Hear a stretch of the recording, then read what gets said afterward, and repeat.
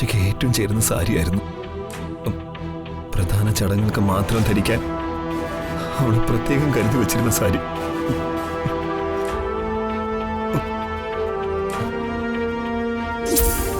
ഏട്ടാ, നിങ്ങൾ യഥാർത്ഥത്തിൽ ആരാ? സത്യം പറയണം, നിങ്ങൾ യഥാർത്ഥത്തിൽ ആരാ?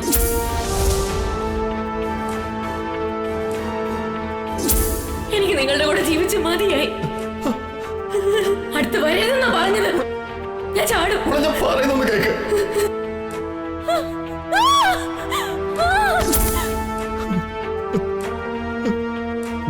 പക്ഷേ നീ എന്തിനിങ്ങനെ ചെയ്തു?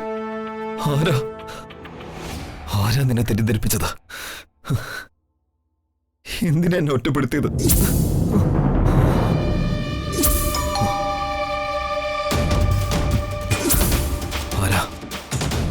ആരാ ഇങ്ങോട്ട് വന്നത്? വിക്രമിന്റെ സ്വസ്ഥത തകർക്കാൻ ആരാ ഇങ്ങോട്ട് വന്നത്?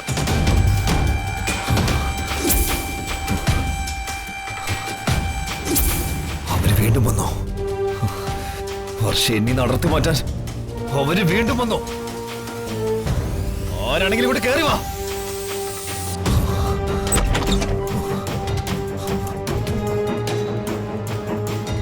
സാർ, എന്നോട് സാറ് വരാൻ പറഞ്ഞിരുന്നു.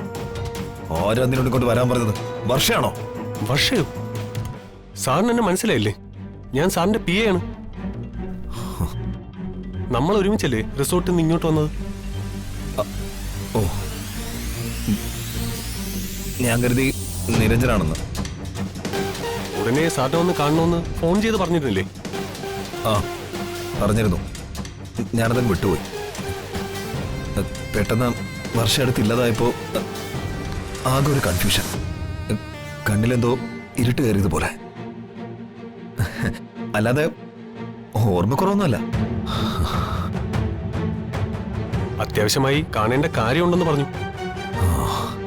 അതെ, അവിടുത്തെ പോലീസ് സ്റ്റേഷനിൽ തന്നെ നമ്പർ കൊടുത്തിട്ടുണ്ടല്ലോ. സ്റ്റേഷനിൽ നിന്ന് വിളിവല്ലതും വന്നോ? ഇല്ല, പക്ഷെ ഞാൻ അങ്ങോട്ട് വിളിച്ചിരുന്നു.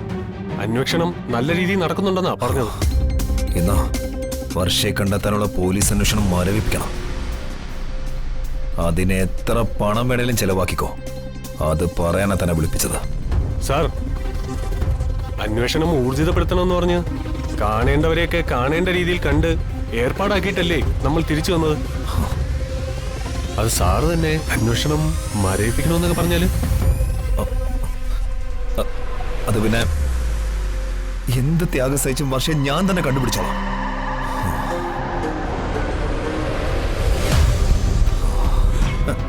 അതിനുള്ള ബുദ്ധി സാമർഥ്യം ഒക്കെ എനിക്കുണ്ട്.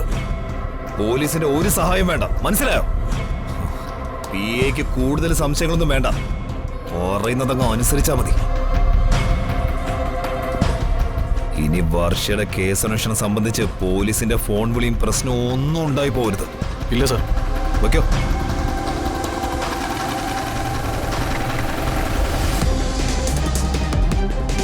മാനത്തെ കൊട്ടാ